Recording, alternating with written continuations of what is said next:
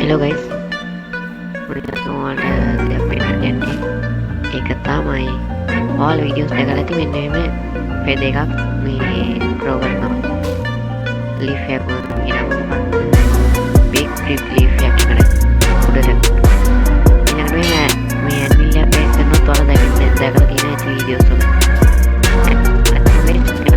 තනිකර කොහොමද කරන්නේ මේ ටාස්ක්